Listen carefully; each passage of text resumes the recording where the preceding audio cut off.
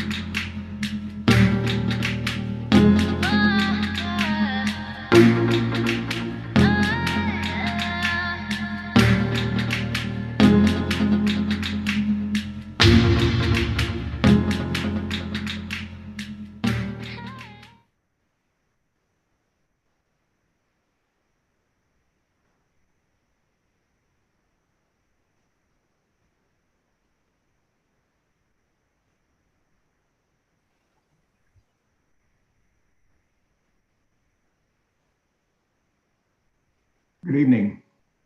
I am Reverend Alvin Thomas, and I welcome you on behalf of Reverend Dr. Vernon Walton, Senior Pastor, First Baptist Church of Vienna, Virginia, to the 16th Annual Candidates and Issues Forum.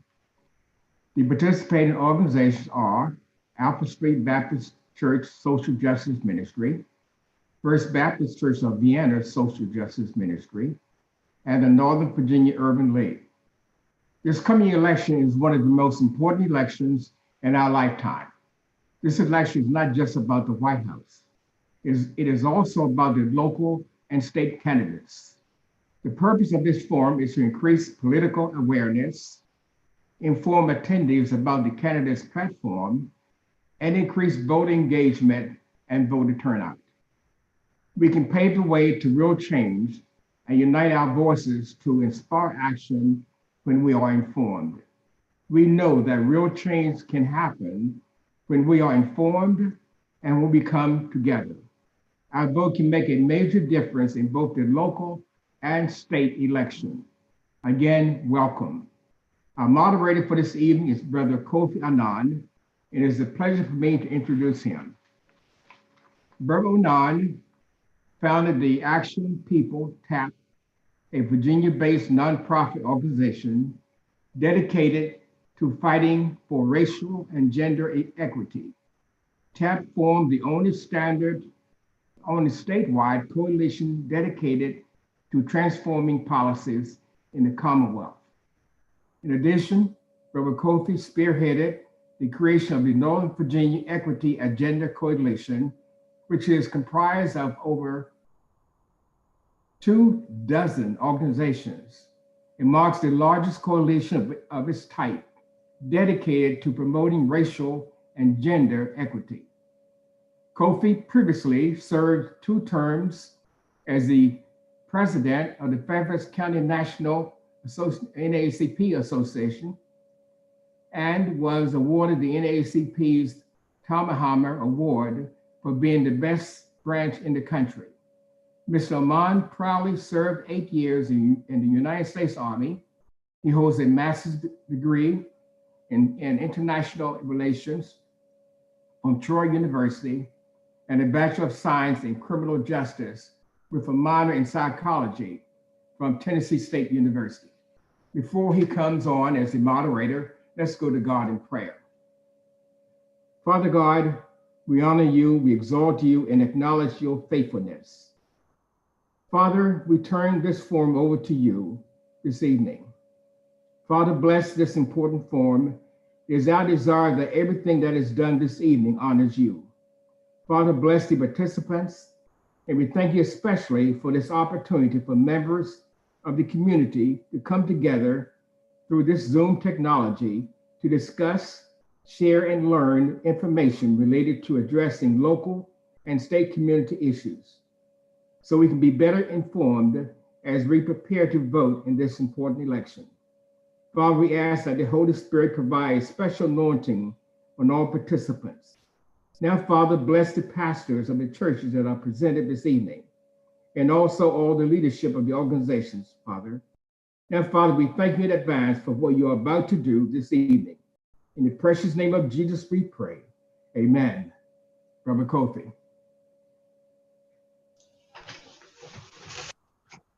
Thank you, Reverend Thomas. Good evening, all. Thank you again for joining us for the 16th Annual Candidates and Issue Forum, We the People 2020.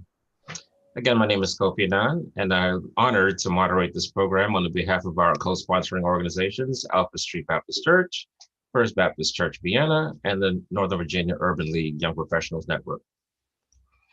This evening, you will hear from 10 amazing local and statewide candidates who are seeking to earn your vote. We are greatly appreciative of all of them taking time out to be with us this evening to explain their platform. I cannot underscore the importance of voting enough. Generations before us have fought and died for us to have this opportunity, and we still continue to fight to maintain those rights. But we don't just want you to go to the polls. We want you to go to the polls armed with information needed to make informed decisions. The topics discussed this evening will cover voter education, criminal justice, housing, economic justice, and healthcare, in addition to some general questions. Due to time constraints, we will not be able to take questions live, but hopefully you were able to submit your questions beforehand and when you registered. Our panel will be broken down into three panels this evening.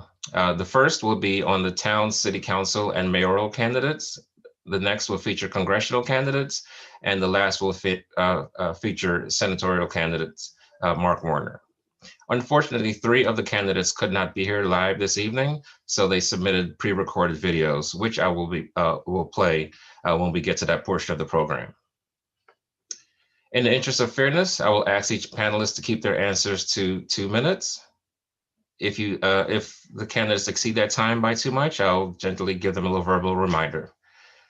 Before we get into the candidates forum itself, I also wanted to take this opportunity to make our audience aware that there will also be a couple of ballot questions, including proposed Amendment 1, which will establish a redistricting commission to address how districts are drawn, and Amendment 2, which will deal with taxation of veteran-owned vehicles. More information about these amendments are provided in your registration packets. Without further ado, please welcome our first panelist of candidates who are vying for the town or city council or mayor for their local areas. The first group of panelists are Simone Pass-Tucker and Joshua Shakur, who are both vying for Falls Church City Council, Brian Fields of Dumfries Town Council, Stephen Porter of Herndon Town Council, Sean Reagan of Herndon Town Council as well, and Daryl Moore, Manassas Park City Council, Cesar Del Aguila, Herndon Town Council, and Ron Campbell, Mayor of Leesburg. Thank you all for joining. And so to start off, I will ask each of you to just take 2 to 4 minutes to introduce yourselves and let our audience know why you chose to run for office. I'm going to start off with Sean Reagan, and I'm just going to kind of go in the order of how your images are showing up on my screen here. So, great, thank you, Kofi. Thank you so much for the opportunity to come and speak and to listen to the conversation that'll be taking place tonight. I very much appreciate it. My name is Sean Reagan. I live in Herndon. I'm running for the Herndon Town Council. Herndon is a small town in Northern Virginia. It's about 24,000 people. And it's on a scale in which individuals can make a big difference in such a small town. I grew up in Columbia, Maryland in the 1970s. It was a remarkable place in its planning and in the diversity of the people that lived there and the thoughtful way that it was planned for people in communities to come together and to have different socioeconomic levels, different kinds of people, different religious backgrounds, all living side by side. I thought that that was a normal thing, that everywhere was like that as I was 5, 6, 7 years old. I thought that's the way that life was. And it was interesting to go out into the wider world and see that everywhere isn't that way. I was very fortunate to settle in Herndon in 1998 with my wife, and we've raised our 2 children here. And I'm excited about the opportunity to make Herndon more like that childhood that I had, and that kind of a place that was welcoming to everyone. And I think we have the opportunity to do that. I've been on the planning commission in Herndon for 8 years, gotten a little bit of a flavor of town life, and I've gotten older and my business has become more stable. I have more time to give back more, and I'm excited about the opportunity to serve on the town council. Thank you, thank you. We'll move over to Daryl Moore. You're muted.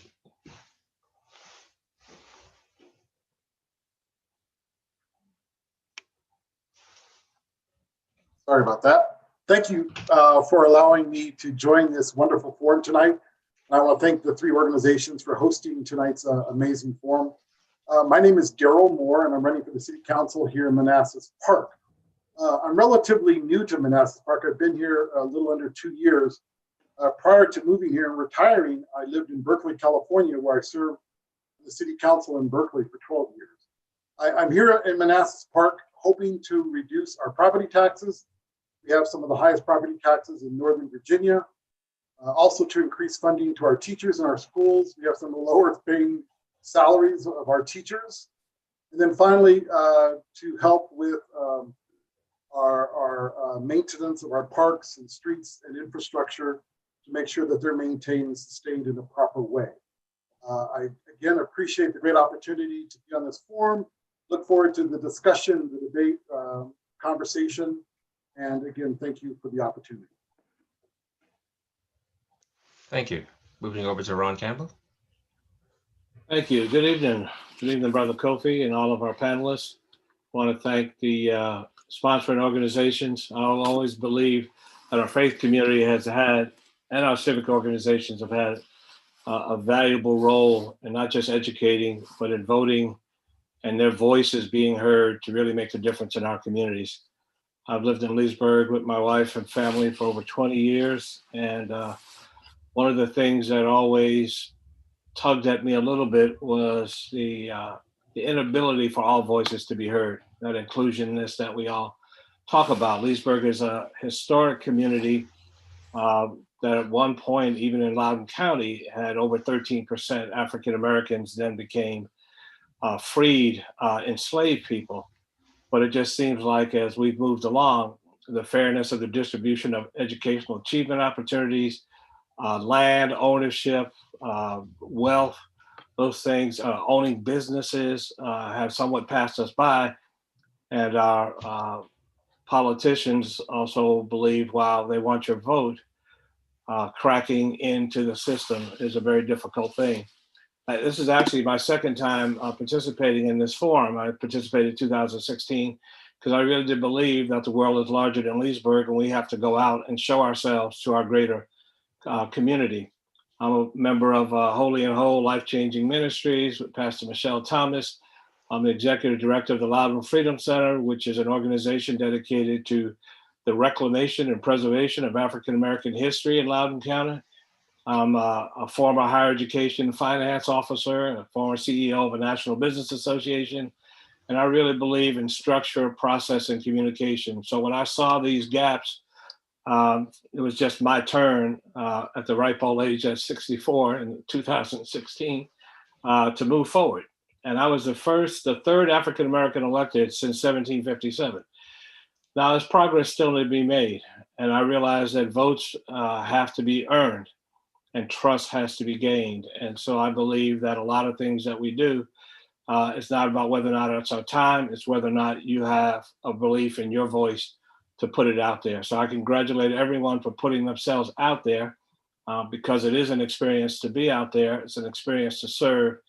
And while we have problems, probably not too dissimilar from many of your communities, Leesburg is the largest town in the Commonwealth of Virginia, but we haven't caught up with our policies about education, healthcare, affordable housing, some of the topics we'll talk about tonight, and certainly law enforcement. So I started an organization this spring called Citizens for a Better Leesburg, which is all citizens who believe in a better Leesburg. And on May 31st, we had over 2,500 people come to Leesburg to show their outrage, their care, and concern over the death of George Floyd in Minneapolis. And it not just was peaceable, it was inclusive of families who brought their children, of Black Lives Matter, people who brought their signs, but what they did was they showed up. So I believe that we all, during this election season, have an opportunity to continue to engage people, and I hope that people will see why change and leadership is necessary in Leesburg. Thank you. Thank you. Thank you. We're going to move on next to Councilman Fields. Good evening. Fellow panelists. I'm glad to be a part of this forum, and thank you for the invitation. Brian Fields, councilman with the town of Dumfries, running for re-election. I first came on town council back in 2016, and I am very happy to say that this is the first town council election that will be in the fall here on November the 3rd. We used to have ours in the spring. So a couple of years ago, we moved our town elections to the fall. So I'm very excited about that, being that we can get hopefully more voter participation going on. And as you know, people are already voting now with the early voting. My prior experience and history before coming on the Dumfries Town Council, I was a police officer here in the town of Dumfries for 8 years prior to coming on Dumfries Town Council. I moved away for a short bit of time to Dinwiddie County as a deputy sheriff, then came back to the town as I had employment in DC at the Department of Justice at the time. So my dedication to the town is long. As of right now, 14 and a half years of dedicated service to the town, either as an employee, as a police officer, or serving the town council. Upon coming to the town of Dumfries, there were things already in place, such as our Quantico Creek project that is the citizens are seeing now that is really underway, and people are working on that. And what the creek was doing prior to any construction was causing erosion to our residents along the creek. They're losing property and things like that, and it's always a flooding problem. Most recently, we have been granted funds for our our Route 1 widening project, which our mayor has worked diligently with the Northern Virginia Transportation Authorities and to make sure that we work with our delegates and state representatives to make sure we get funding. As you know, if you travel south on Route 1, it's a bottleneck here in the town of Dumfries. Also, we have Rosie's that's coming to our area. That was a hot topic a few months ago, whether it was going to pass or not coming here. But I believe to improve our infrastructure and improve our scenery here in the town, Rosie's is going to bring that. It's going to bring an improvement to the shopping center that is located in now, other jobs coming to the town. And it's just going to make our town a place that people will come to, not just drive through. So that's what we hope for. We are the oldest chartered town in the state of Virginia. We do hold that record, and probably one of the smallest, but you know, big things come from small places. So we're hoping to keep that going. Listen to our citizens. We had a hot topic not too long ago, the homeless shelter that was presented and coming to the town. Though it would bring good services to the town, our citizens didn't want it. And that's what we had to do, is listen to our citizens. And that's how we represent it. Thank you. Thank you very much. Moving on to Stephen Porter. Hello. Well, thank you again to Alfred Street Baptist Church Social Justice Ministry, Northern Virginia Urban League, First Baptist Church of Vienna Social Justice Ministry, for inviting me to this. And thank you to, from what I understand, to be over 300 people currently watching this event. So it's very important, I think, that we are informed. I was very fortunate to be able to attend this event back in 2018 as a congressional candidate and found it to be one of the better events during the campaign season. The engagement of the people here, the comments, the discussions, everything were just top rate. So I'm very happy to be back. This year I'm running for the Herndon Town Council, where I've lived since 2008. I'm an IT professional by trade, but I've spent the last 18 years of my life also as a volunteer paramedic out in Leesburg, Mr. Campbell. So hopefully we will not run into each other professionally, because you don't want to see me professionally. So I'm originally from the Seattle area. So, for those of you who don't know the Seattle area, especially from, the 70s and 80s when I was growing up, it was an area that was fairly well known for having decent racial relationships. Quote unquote, mixed marriages were not uncommon by any means. We didn't really think a lot in terms of race. So there's been a learning curve for me out here to better understand people's stories and people's voices. And that's a large part of why I'm running, is that I really believe to be successful as a community, you have to come together and listen to your residents, your businesses, your organizations, and hear all those voices, hear all those stories to figure out what's going to work best as an entire community. Herndon is, as other people have mentioned, a small town. We're about 4 square miles, somewhere in the 24,000 people range. We are a majority minority community. We are fortunate to have actually a pretty broad range of housing within our community already. But we do have some issues. We have, particularly with our Hispanic community, there are concerns that perhaps there's some uneven treatment with them and concerns there. And that are things that we need to address. And so I'm looking forward to the discussions, from hearing other people's ideas, because ultimately it is about figuring out how to work together. And as a region, we all have things to offer each other, insights and strengths. So thank you. Thank you. Moving on to Simone Bass-Tucker. Thank you. So thanks to everyone that put this together. I am a person of Jewish faith. I'm very excited to be able to share in this interfaith community and work towards making Northern Virginia a better place together. So I am running for city council in Falls Church, Virginia. Falls Church is 2.2 square miles outside of Arlington. So I've lived in Falls Church City my whole life, and I chose to return here after college, which with a mission to make the little city more warm and welcoming place for people of all backgrounds, identities, and income levels.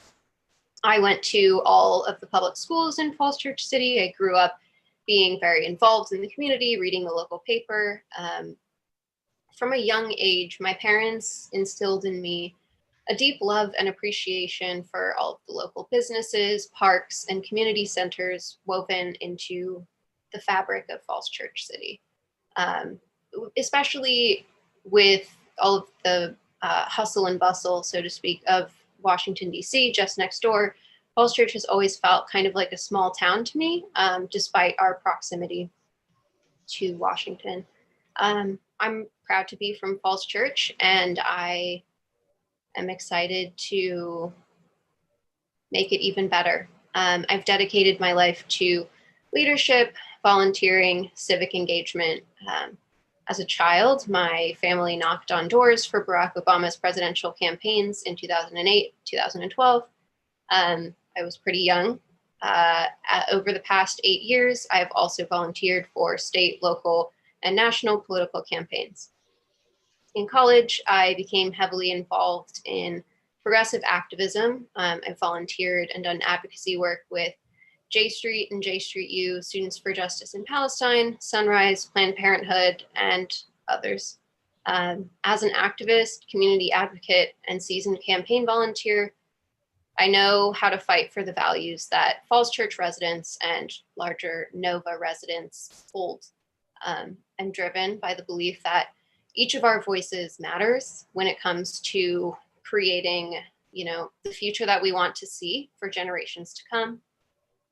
So I've fought for reproductive rights, Middle East peace, environmental justice, other progressive values, and I'm absolutely ready to fight for Falls Church and for the people who live here.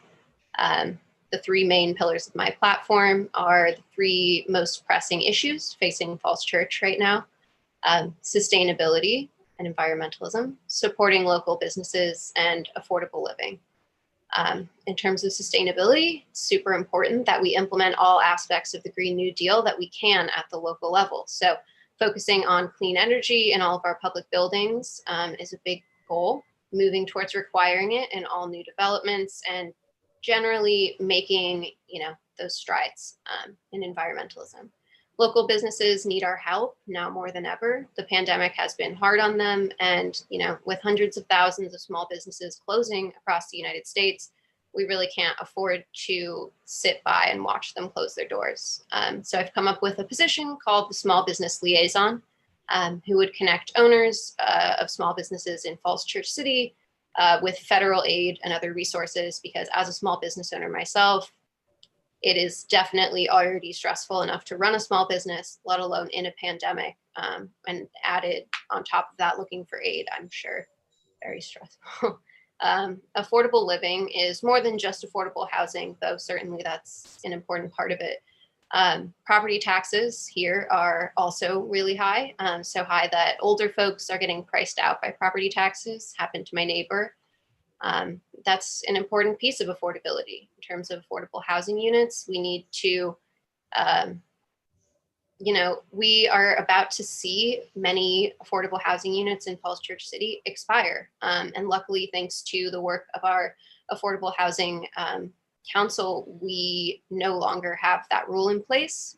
Affordable housing units will no longer expire, but we are in danger of losing those. So we need to either purchase them or find another solution. Affordable housing units are not enough. We also need to be looking into changing our zoning code to allow things like accessory dwelling units, duplexes, townhomes, and other affordable homes. Changing zoning codes away from single family housing zoning is actually super important, because single family home zoning is a legacy of segregation. So I am very passionate about progressivism. Those are some of my main policies. I look forward to getting into the rest of them. Thanks. Thank you. Thank you so much. Moving on to Joshua Shakur. Thank you, Kofi, and thank you all the great local or community organizations in the area putting this together. I'm humbled to be here. So I want to start by emphasizing this point to all who may be watching. Local governments are the laboratories of democracy. This is where public policy directly and immediately impacts the lives of thousands of citizens, and where the social fabric of communities are weaved together. As a second-generation American from a lower-income background, raised by a single mother on a single income, I understand that where one lives and grows up matters, that life outcomes are often dictated by one zip code.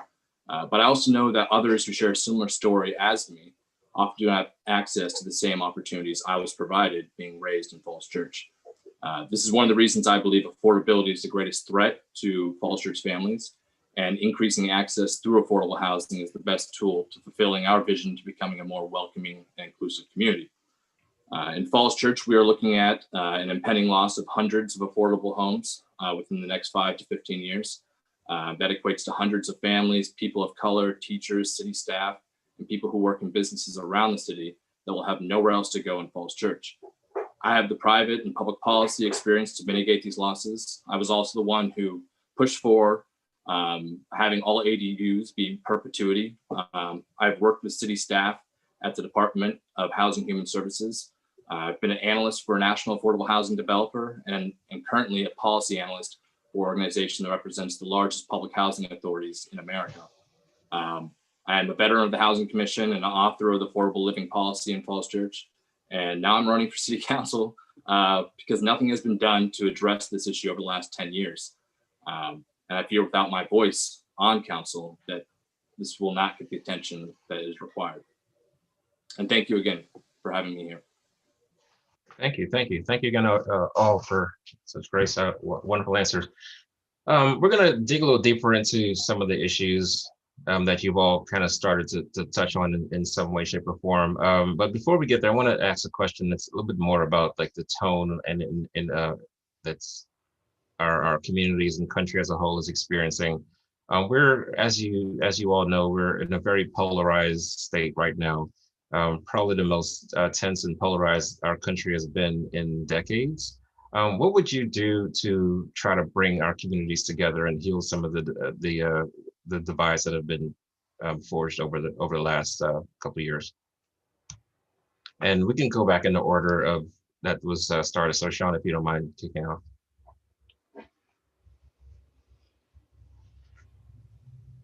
No, I don't. Thank you, Kofi. But boy, that's a hard question to start with. Had a lot of time to think about it.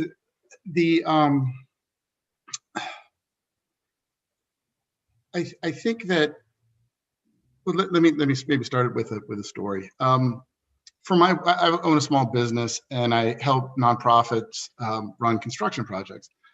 One of my clients is called the Seed Foundation, and with them, working for 20 years, we built a network of free college prep public boarding schools for at-risk kids from urban areas.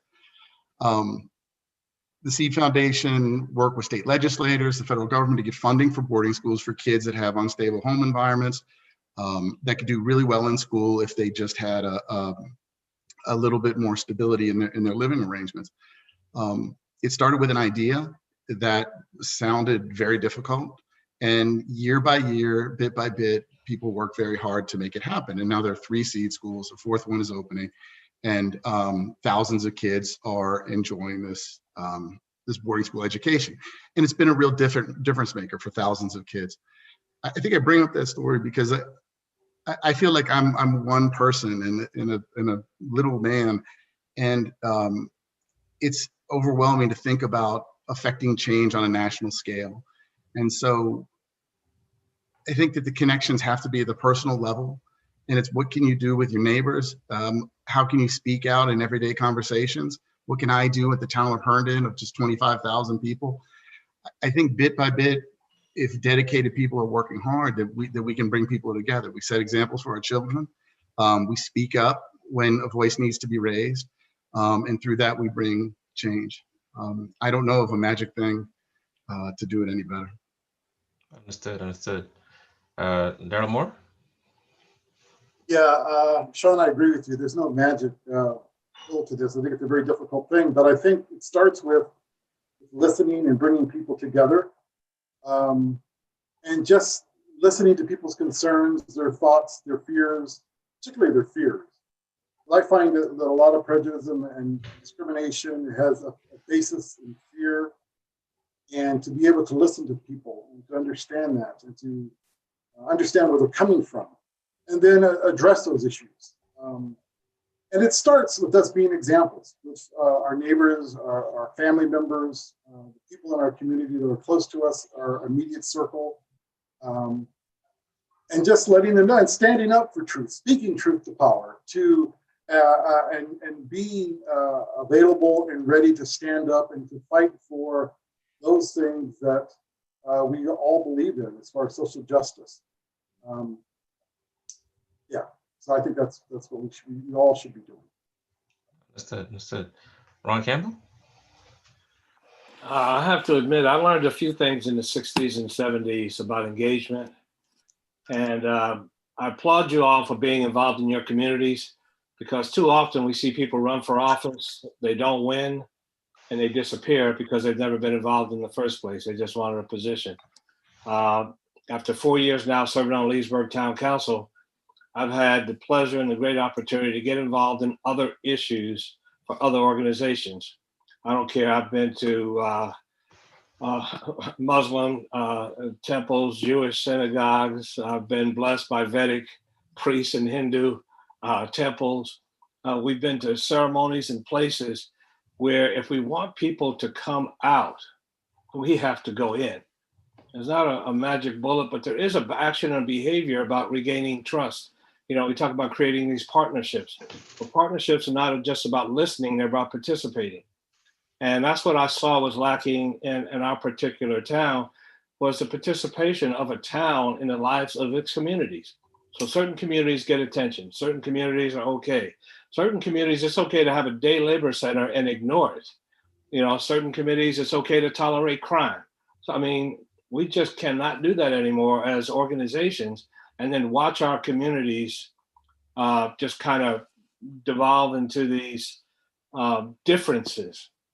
We have our commonalities that we live in the same city. We believe in the same laws should be equitable for everybody.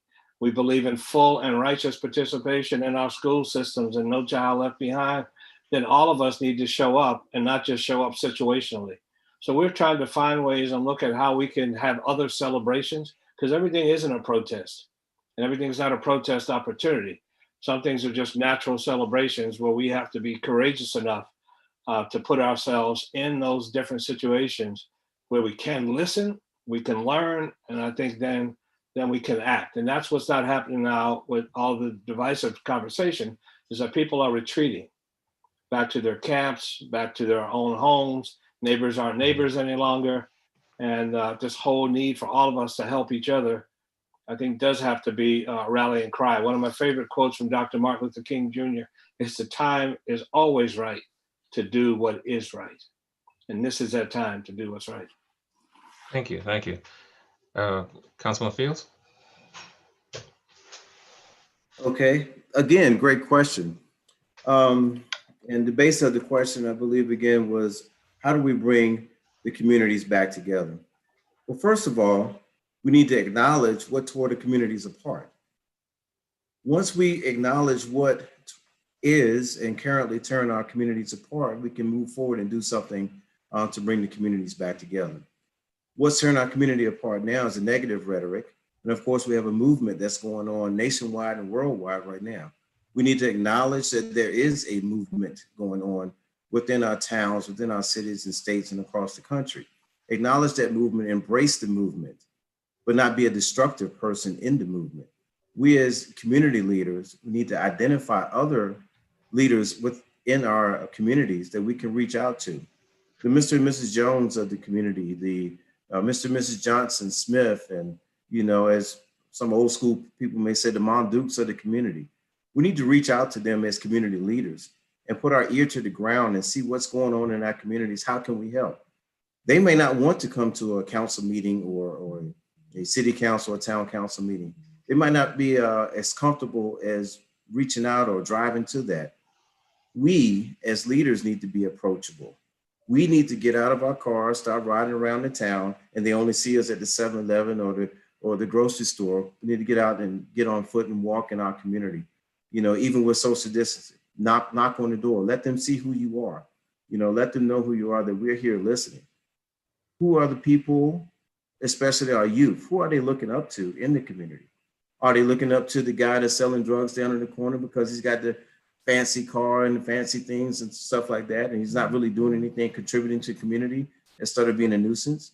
If that's their role model, that's the wrong role model. We need to find the powerful leaders in our community, even the young ones, from the youngest to the oldest. There are youngsters that still support and respect the elders, but the elders are not opening their arms and opening their minds and hearts up to listening. What are the youngsters going to do? They're going to go to that bad example. So first of all, like I said, acknowledge that we do have a problem, see what tore us apart, get out there in the community on foot, not just sending, stuff on social media and things like that. See us on social media. Well, why not the social media being right there in their front yard or their backyard? And they know that we are in touch. I think that's going to bring us all together. Thank you. Stephen Porter? I think a lot of the points have been hit already, but a couple key things is, for one thing, the really divisive issues are happening at higher levels of government typically than what we're seeing in town. And I know that myself and most of the other candidates for council in Herndon have very carefully rejected getting into those discussions. We have very intentionally kept our focus as candidates on the local issues, on those things that some are divisive, that are divisive at the local level, that we've tried to model that, we can disagree about this stuff over here, but we can still come together as neighbors and friends to work for the best of our community. And then the other big thing, and this has already been mentioned, is, I mentioned earlier that I'm all about trying to engage our community, our full community, our residents, our businesses, our organizations. You cannot do that from the council chamber. You've got to get out in the community. You've got to meet with these groups. Our organizations, whether it be HOAs, our faith communities, Rotary, Elks, Moose, we've got lots of great organizations and people out there, and we got to be going out to meet with them and talking with them. And that's, as other people have said, it's all about dialogue. It's all about discussions and communications. And the way you do that is to model it. If we're going to be the leaders of our communities, then we need to lead and not just, sit on the dais and, spout wisdom or something. So that's what I think. Thank you. Thank you. Simone? Thanks. Yeah, I think, as Councilman Fields said, the burden lies with us, with the community leaders, to be reaching out to our communities, to sort of see, to first address what is causing this divide, this rift in our communities, and then to address those issues. I think some things like community policing is definitely a great way to not just take that first step, right? Not just acknowledge, but a way to go further, a way to, bring our communities back together, and focus on community outreach, really reach out to, especially with Falls Church City, we have a vast majority white residents. So it is important to do particular outreach to make sure you're being, conscious of that fact, to really get those opinions from our citizens of color. Do they feel safe with the policing the way it is now? We need to know. And, their voices may be drowned out because they are not 80% like the white folks. We need to openly invite community members to perhaps anonymously contribute rather than just putting the pressure on them to come to our meetings. We need to talk to them and hear from them about the issues that matter to them. What is a struggle in their daily life that City Council has the purview to fix. So really, really focusing on that community outreach, and community building. I think it's really the answer. Thank you. And finally, Joshua? So I would say first we have to understand that social media is not real life. That the echo chambers and polarization that exist in social media do not exist in our daily lives. We have to talk and engage more about the issues we agree on and less about the ones we disagree on. And as individuals, us included, we have to reach out to people, look for informed opinions that change your perspective, and make you a better citizen. And then lastly, be a leader for everyone in all families, not just your own policies or your own objectives. Lead for everyone, and that will trickle down to the rest of your community. Thank you. Thank you. So I'm going to do a quick follow-up on some of the things that was touched on. I think there was a common theme of acknowledging that the police violence and the protests are a big factor to creating some of the tension. What would you do to increase police accountability? And what would you also, and kind of if you could include in your answer, in the interest of time, do you believe that there's room for shifting police budgets away from police and more towards different mechanisms that are better coped to handling some of the issues that police are currently being asked to address? And we could go in reverse order this time. Maybe we can start with Joshua. Thank you.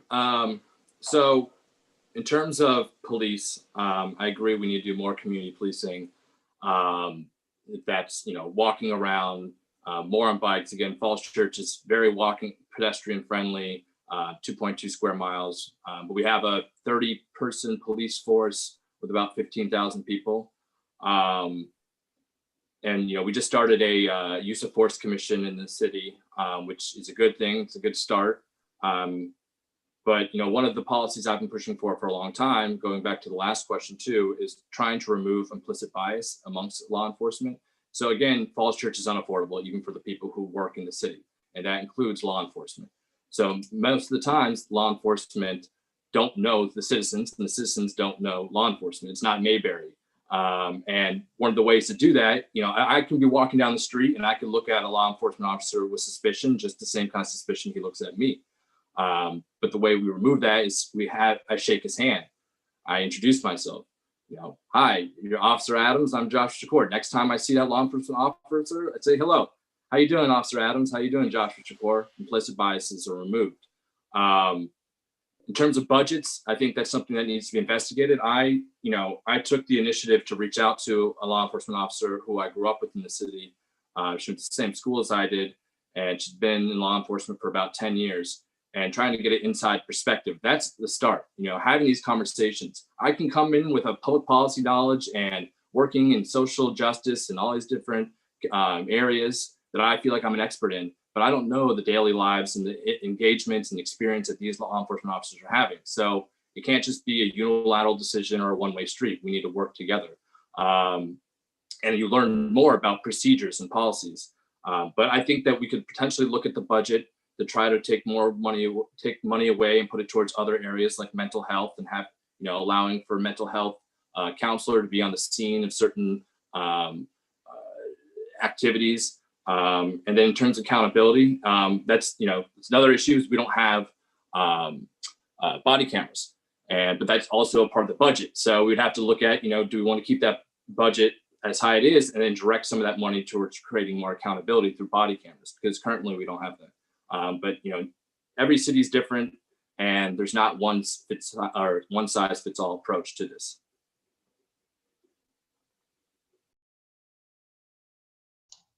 Sorry, Simone. Thanks. Yeah, I think, reevaluating the police budget is super important. As Joshua said, we do have a use of force review committee. I was lucky enough to attend their first in-person meeting, and we got to see how the police are trained, which was really important. I got to see, how the committee is going to be working. Super important to, be conscious of these efforts that are happening, to take part in them. They are looking through the entire training manual for the police force. So yeah, that is a great step. I think it's important that we realize where our police department is at, as Joshua again was saying. So currently in Falls Church, we don't have body cameras on our police officers, and we don't require our dash cams to be turned on at all times, which I think is a mistake. I definitely, can see some issues in terms of the way that nationwide police are run, and how complaints are addressed, right? So a really great resource that I would like to share with sort of everyone on this call is called joincampaignzero.org. It's a really great resource for looking into community policing. And so to kind of dive in just a little bit, I think it could be particularly effective to establish civilian oversight structures in our police department, because only 1 in every 12 complaints of police misconduct, nationally speaking, not Falls Church, we don't have that data, results in some kind of disciplinary action, which is quite frankly concerning. So we need to have a way for our communities to ensure that our police officers are being held accountable for police violence should it happen. We also need to establish workforce housing, because there are a lot of studies that show that police that live in their communities that they work in perform, vastly more efficiently, and there are less incidents of police violence because if you think about it, it's just logical. They see themselves as a member of the community. There's no otherizing, so to speak. It's really great. It also, tends to mean that less police officers are needed. In terms of shifting that budget, in Falls Church City, we have around 30 police officers for, our 15,000 odd residents. And that is actually significantly higher than the neighboring areas. You can see some expendable expenses, if you will. We have some sports car police vehicles, which not really necessary for 2.2 square miles. So I'm on. gonna have to ask you that because we're gonna have to try to get a couple other answers. And appreciate your answer though. Very, very thorough. Ron. Thank you. One of the things we first tried to take a look at, and I think we've been doing it for a while, as I looked at our budget every year in finance, it wasn't about changing the funding model. That's actually trying to fight to get a funding model approved.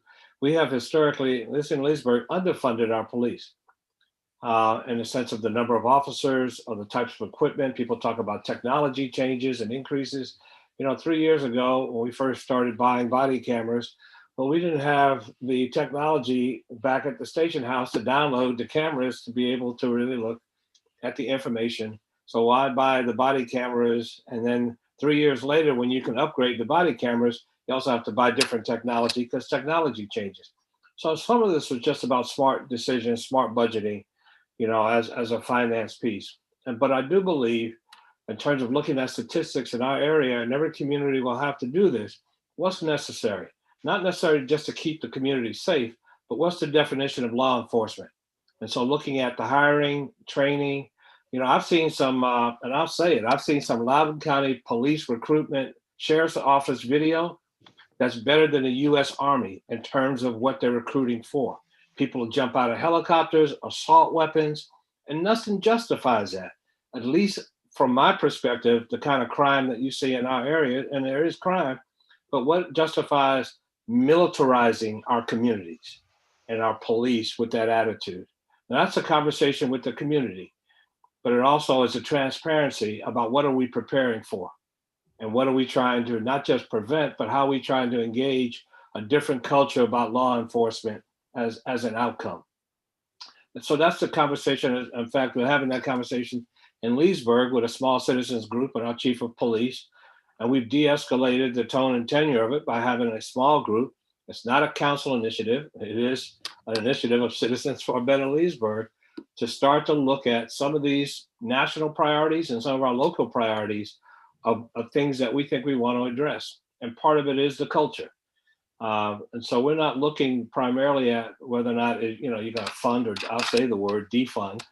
But the idea is what is right for your community in terms of size, scope, and responsibility of law enforcement. And what's the value of law enforcement?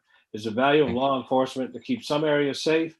Or is it really to have this partnership where community policing, is a real concept of knowing each other?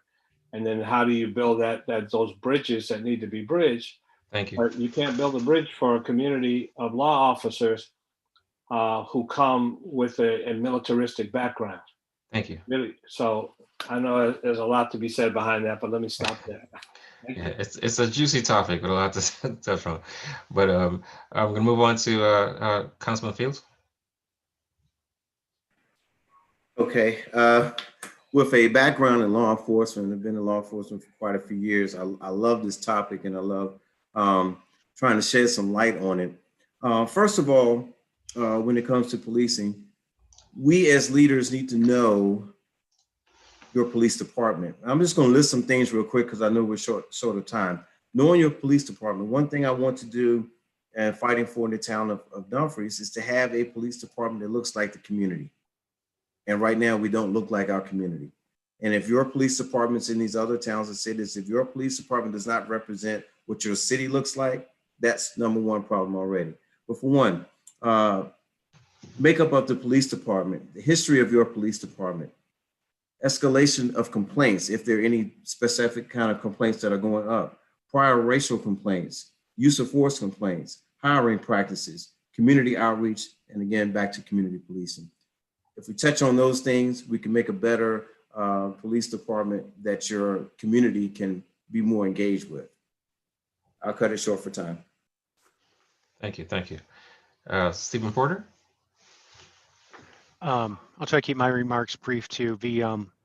Herndon is fortunate in that we do have a very community-oriented department. We have well-trained officers. We were the leaders in the region when it comes to body cams. Our officers all do have body cams, their cruisers have cams, and they have very strict rules about the fact that they must be engaged. And their tapes are routinely reviewed. I mean, it's a good system. And for those of you who are interested, I would suggest reaching out to Chief DeBoard to learn more about how she has structured that.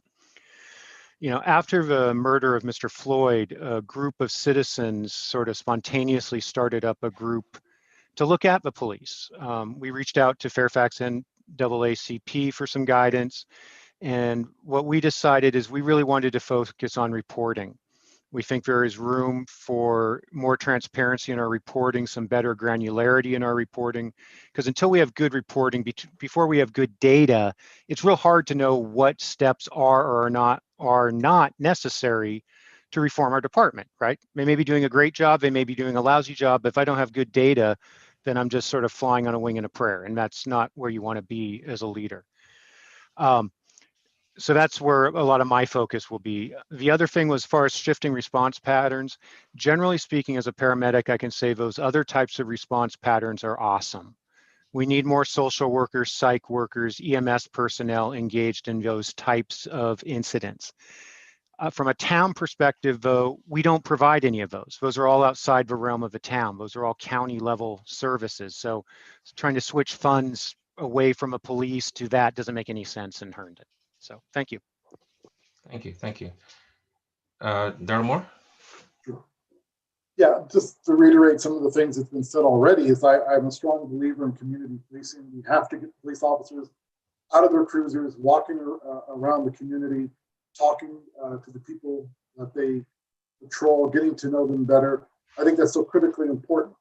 What Councilmember Fields has pointed out, I think is important. We need, and I'll just be more blunt, we need to hire more Black and brown police officers so that they look like the people that they serve. A citizen review commission, we had one in Berkeley. It's very positive.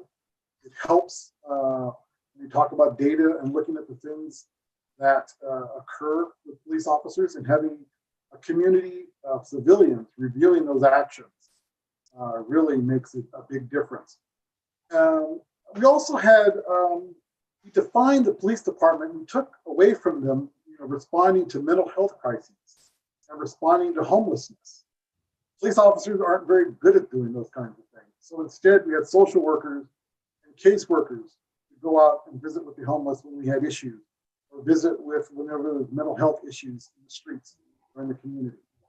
Those are some things that I think will help us achieve the goals that we're trying to achieve. Thank you. And finally, Sean Regan. Yeah, thank you. Thinking about this issue, I mean, I think it's obvious to everyone that this is a national issue. I haven't lived enough places to know that it's an international issue, but I'm pretty sure it's a national issue. And this is certainly much bigger than the town of Herndon. But the fact is that the statistics will tell you that people are not treated fairly by police nationwide. They're not treated fairly or equally by the court system. They're not treated equally and fairly by the prison system, every step along the way. And it's not a surprise that young men of color and other people are afraid of police officers all around the country. So that's the backdrop that any of us will be trying to operate in our little towns and cities, right? Almost no matter how good of a job we do, people have a right to be concerned about interactions with police, no matter how good our forces do in our little areas. So I think about, what do you do with a problem like this, where it's a much bigger problem, yet the tools and the levers that we have to pull are these smaller local levels. Now, Herndon does control its own police force. I think there are other jurisdictions that do reporting better than we do. I've heard that Philadelphia does reporting well in terms of really being able to break out who is being pulled over and who is being arrested, and what for, and how people are treated. And as Mr. Moore said, that if there are things that are successful in Berkeley, let's copy them. Let's copy them in Herndon. Let's copy them in Falls Church. Let's copy them in Leesburg if they're working well. So we're not trying to reinvent the wheel. It does seem to me that we need to take accountability out of sort of the black box of the department, and have I don't know if a community is the right word, but have an independent voice participating in that process when things do not go well between officers and the community that they serve. But I guess the last part to point out here is that this is a national problem, and whether it's Herndon with 24,000 residents, that people on the council and the mayor have a voice. They have a voice of those 24,000 people. And I think that we have the moral obligation to speak up with that voice and put pressure at the county level, at the state level, and at the federal level, where a lot of this is being driven down from with the war on drugs and the militarization of police. When all you have is a really big gun, you think that every problem needs that gun to solve it, instead of a lot more subtle things that keep people a lot more safe. So I think that there is a leadership aspect of this role that we have to speak up on behalf of our people. Thank you. Even as we try to do little technical things day to day. Sorry to take so long. No, thank you. Believe it or not, we are almost out of time for this segment. We have a lot of things we would like to get to cover that we unfortunately were not able to. However, I would like for each of the candidates to take 1 minute or so to explain what would you do to close the education gap? Even though there's been a lot of efforts over the years to close the education gap between minority students, particularly Black and Latinx students and white students, it hasn't been that successful. And now, especially with COVID, there's a lot of concern that these issues and this achievement gap will be become even greater. So in your last minute closing remarks, if you could address that question, that would be much appreciated. And we could start off with you this time, Sean. Sure, thank you. I've been long-winded already, so I should try to be brief. As I said, my work with the Seed Foundation, I've seen what individual one-on-one interventions can do to help kids, and the fact that that every child can be successful if they can make that connection with teachers and administrators in a system that assumes that they can be successful, that they can go to college, they have careers in the military, they can go on to be highly contributing members of our society. It is not easy, and in some ways the schools are asked to overcome all kinds of other societal problems that trickle down in the way that we raise our children. So I think that like some of these other issues, they're much bigger, broader issues. I can't help but wonder if our school funding should be at a less local level as a way to level the playing field and have give all kids access to an outstanding education. Herndon doesn't do its own schools, so there's not a lot of levers that we can pull there, certainly, but to have an expectation that all children can succeed is the starting point. Thank you. Darryl? One of my priorities that I mentioned earlier in the opening was to increase our teachers' pay. And I believe that will have a lot to do with closing the opportunity gap. Our problem is teachers stay for 2 or 3 years and they find they can get a higher pay in many of the other cities around. So this quick turnover of teachers year to year is definitely causing an inadequate education in the system. We need teachers to stay around for a long time because studies have shown that those teachers, after years and years, are the best teachers. They become the master teachers, then can teach other teachers. So we have to raise teacher salaries. I'm a strong proponent of site-based management. We need to decentralize our school district so that our principals and our teachers at the site are making the critical decisions for their students and for their students' needs. And then thirdly, I would say parents have got to be engaged. Oftentimes, parents don't feel comfortable participating in PTAs because they feel like they're being discriminated against or that their voices aren't being heard. We have got to change that dynamic so that every parent feels that they have a role to play in the development and the education of their student. So those three things I think need to happen to close the opportunity gap. Thank you, Ron. All right, I'm actually going to try to be brief. The last 3 years working with the NAACP in Loudoun County and Loudoun Freedom Center, we've been working with our parents. We've also been working with our school administration. But this is what we're hearing from the parents because children are capable. So what's not working? And that's our teachers in our system. We look at the issues of implicit bias, systemic racism. We look at hiring. We even looked at history, what books that our schools have. And some of those books are very demeaning to some of our students. We look at the culture in those schools and the control that principals have. And some of those cultures in the schools are extremely demeaning about how they handle incidents. And we look at that school to prison pipeline. I mean, we really do need to look at the whole gamut that really affects not just achievement, but engagement, self-esteem, and a belief that somebody actually believes that you can learn. And because all children are capable at all kinds of levels. So it does take a very comprehensive look as a community and as our school institution. And Leesburg doesn't control the schools either, but I can tell you the parents that live in Leesburg that send their kids to Loudoun County schools deserve our voice equally. So there are things that we can look at, but it is a very complex scenario of things. Thank you. Thank you. Councilman Fields? Yes, thank you. And Ron and others made a good thing that they mentioned that the schools are ran by the county. Same thing here in Dumfries. And also Ron mentioned be involved with the school systems. And I'm going to say we're very fortunate here in the town of Dumfries to be a part of the Prince William County school systems. And a majority of our council members are involved with the representatives from our area that are on the county school board. Get involved with the county school board because we are, again, representing our citizens as not only a voice just for Dumfries Town Council, but a voice within the county as well.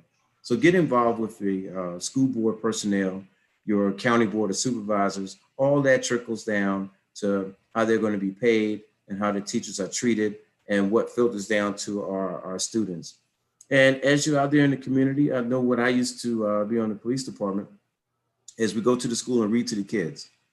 Of course, now it's COVID, but if you could sponsor some kind of event online to read to the kids and just let them know reading is cool. Reading is cool. So if we can put that down with our kids and let them know that it's cool and that's how you get further educated, I think it's a wonderful idea. But, the main topic of what I want to say with this topic here, the main issue, what I want to say about this topic here is get involved with the school system, get involved with your representatives that are on the school board and make changes happen. Thank you. Steve? Well, as most people have already noted, Herndon does not control the schools, Fairfax County does, but there are definitely issues. I mean, there are people that, there's Herndon that is Herndon and there's Herndon that's Fairfax County.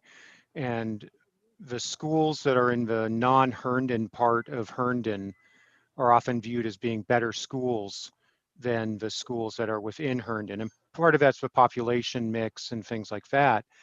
And that's wrong. And I think we need to be at a champion, as other people have mentioned, to be a voice talking to the school board, encouraging our parents and others to really get involved and providing them guidance on how to do that. And the other thing I think we can do as a community within our little 4 square miles is work with our organizations and our residents and stuff to try to find ways that we can help boost our students, the Herndon students.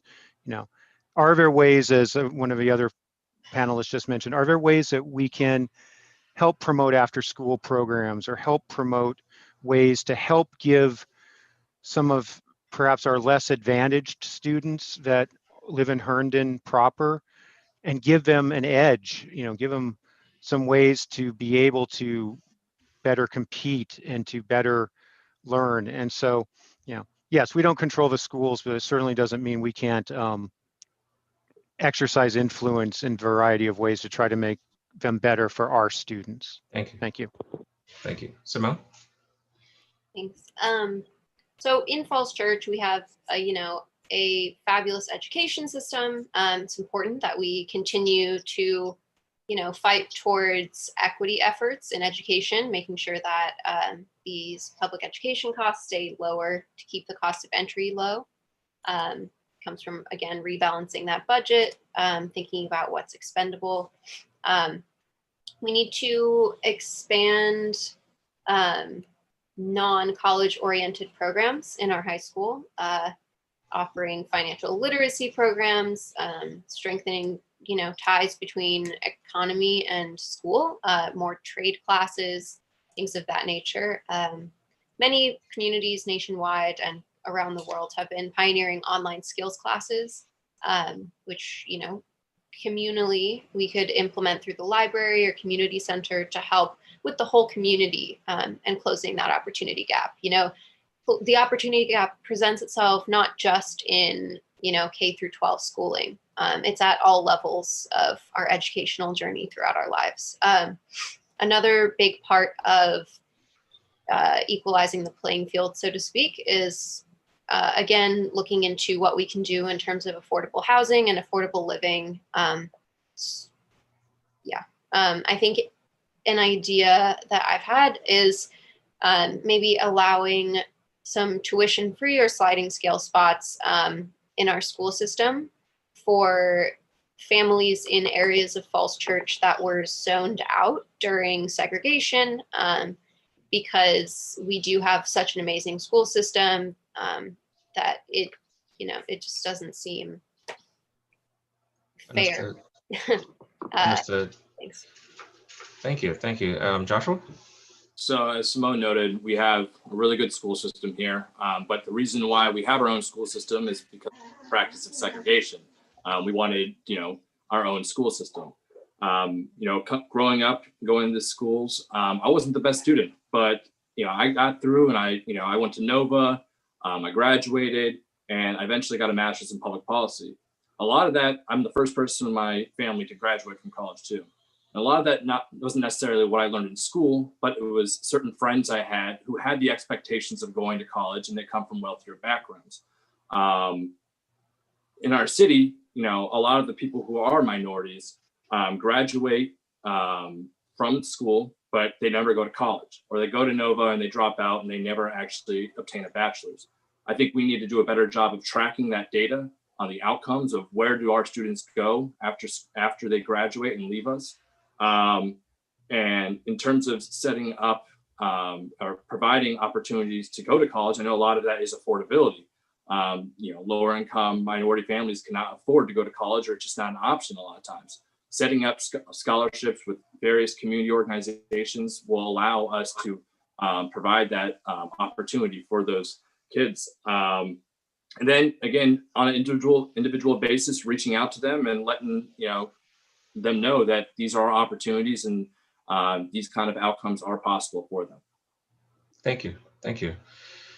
Now, actually, we're going to play a short video that was provided to us by Cesar de Aguila, who's running for Herndon Town Council. And I appreciate everyone's answers and taking the time out to chat with us today. So after we play that video, we're going to transition over to the other portions of our panel. But thank you again. Your presence is greatly appreciated. Thank you.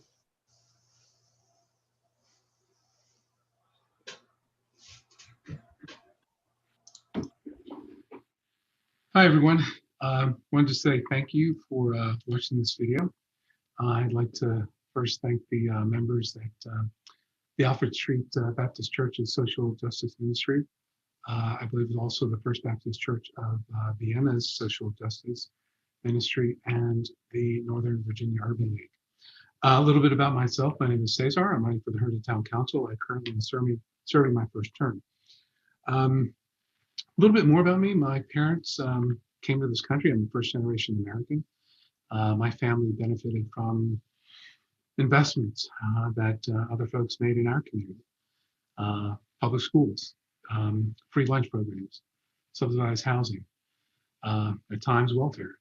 And I think it's important to let people know that those investments that are made in those communities, you'll never know the impact they'll have on a person's life. It's not like a business where you can track that quarterly return year over year for your investment return. They are investments in people and in the community, and I support that. I believe God has done an absolute great job of spreading talent equally among people and communities. That's why everyone has different talents. It's up to us, people, to provide opportunities for everyone to leverage and share those talents with people. So that's why I support things like the arts. I support things that allow more people to have more opportunity to better themselves, their family, and just the community as a whole. One of my other priorities are provide housing. In Herndon, we've done poorly in terms of affordable housing and workforce housing. So one of the initiatives I have championed this year is to start the whole discussion and projects for more housing options from developers when we in Herndon make those decisions on land use and zoning.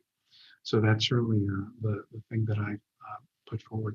Another thing is actually we looking at our budgets beyond yearly and going more strategic in terms of maybe a 5 to 10 year.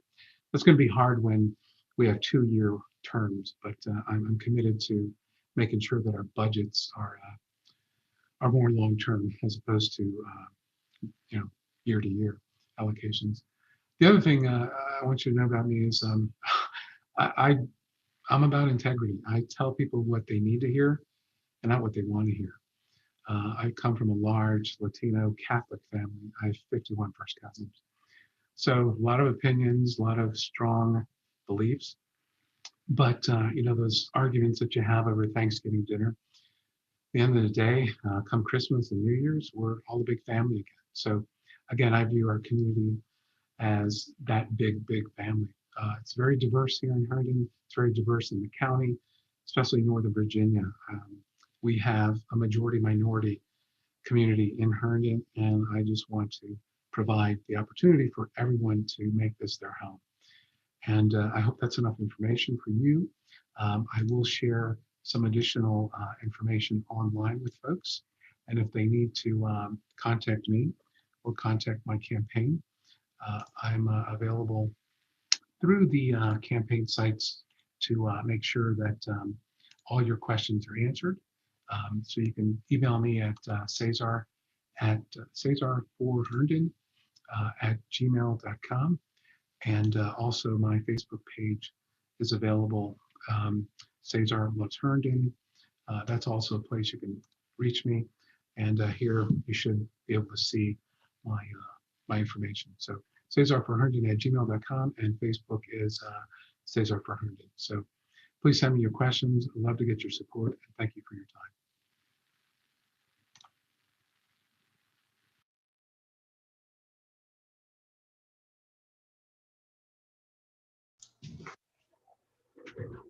All right. Well, thank you again, everyone. We're now going to transition over to the second part of our program, which will feature Kasim Rashid. Thank you for joining us, who is running for Congressional District 1.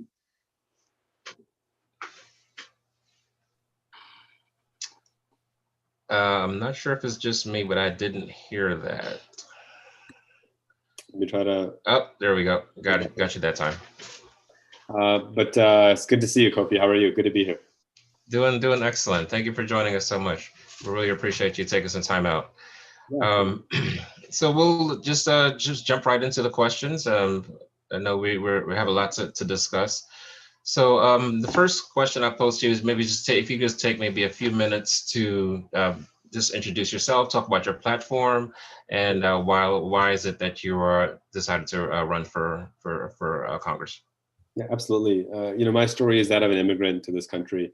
We left a country that persecutes us for our faith with this promise of equal justice in the United States, which I think is a promise we can all agree we haven't quite achieved yet as a nation. But our Constitution also calls us to form a more perfect union, and is I think an affirmation of the atrocities committed of genocide and slavery and mass incarceration and Jim Crow. But it's also an aspirational call to be better today than yesterday, better tomorrow than today. Growing up, my siblings and I were lucky. Our parents are teachers, and they ingrained in us this element of service to humanity. That everything you do in life, you have to center service to humanity. And this was a lesson that I've taken with me, and especially as I got accepted to Richmond Law, went to law school and dove into human rights law. This became my North Star. I've been fortunate to have worked pro bono in the Virginia Poverty Law Center, the Office of Domestic and Sexual Violence, sat on the boards of nonprofits working on combating school bullying, expanding healthcare and education access for children from lower-income communities. And really, the two things I've learned that really have driven this run for Congress is that these issues that impact us, whether it's hunger or addiction or mental illness, these aren't Republican or Democratic issues. These are human issues. And we need to remember the importance of standing united, of upholding justice and compassion in addressing these issues.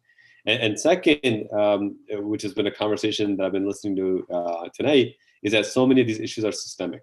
Advocacy is a necessary component, but it's not alone sufficient. We need to have meaningful change. And that's where we're running this campaign, to take the advocacy that I've been fortunate to do in the trenches on the front lines and transform it into better policy that fights for working families, that centers people to truly uphold that equal justice promised in our Constitution and to truly achieve that equality for all people in this country. And I'm extraordinarily proud of the campaign we run. We don't take any corporate PAC money. We're fully people powered.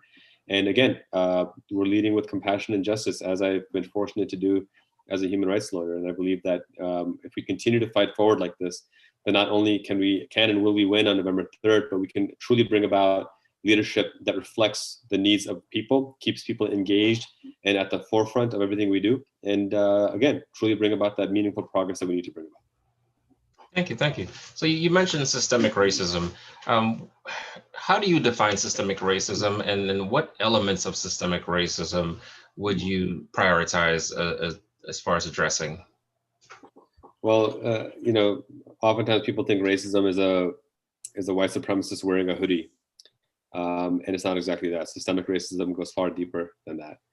It's in our institutions. It's the way people are treated based on their lack of equal access. I'll give you one really good example. Felon disenfranchisement is grounded in white supremacy and systemic racism. There's no basis in our Constitution or in our nation's founding, as flawed as they were. There was no concept of felon disenfranchisement. This was a concept that emerged in the 1840s, 50s, and 60s as the abolitionist movement gained momentum. And you saw felon disenfranchisement legislation pass, and now, in the post-antebellum era, especially in the post-Jim Crow era, you saw mass incarceration target Black and brown communities, particularly Black communities, deny them equal justice, deny them the right to play a role in civic society, and then deny them a right to vote. And then to make it even more malicious, count them for the purposes of redistricting, but then deny them the ability to have a say in their affairs. It's manifested in California, where up until recently, a felon would be hired, sort of quote unquote, hired to fight fires and be paid 20 cents an hour. But once they served their time and went out into the world as a civilian, as a returning citizen, they were denied the ability to earn a living wage fighting fires because they were a felon. And so for me, this begins on two fronts. It begins with voting re-enfranchisement, ending felon disenfranchisement, period, getting rid of it altogether. The only reason someone should be denied the right to vote is if they denied somebody else the right to vote.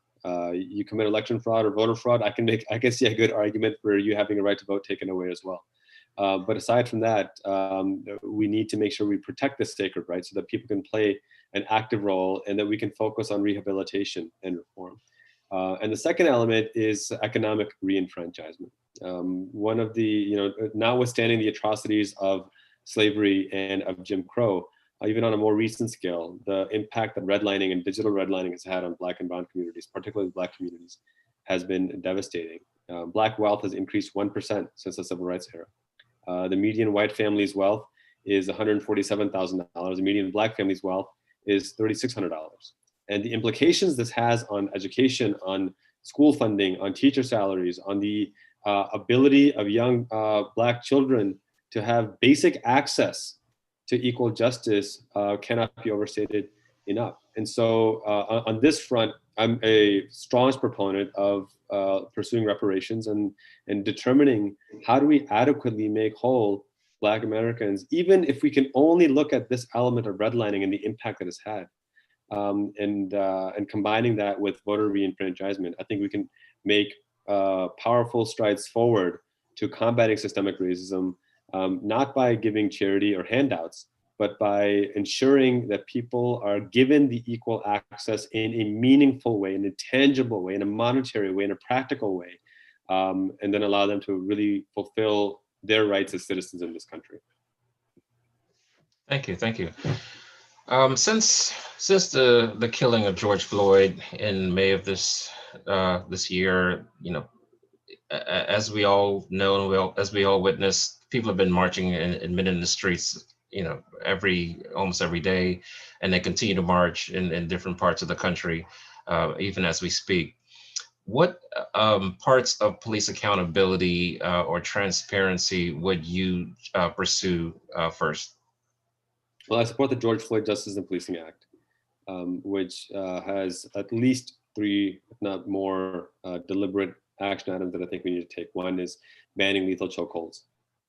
There's no place in law enforcement for that.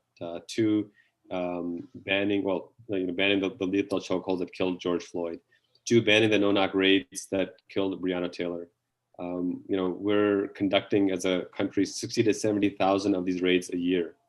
And the vast majority are for marijuana possession, which is ridiculous that for something as innocuous as marijuana, they are conducting these horrific raids, breaking into people's homes, violating, in my view, the Fourth Amendment.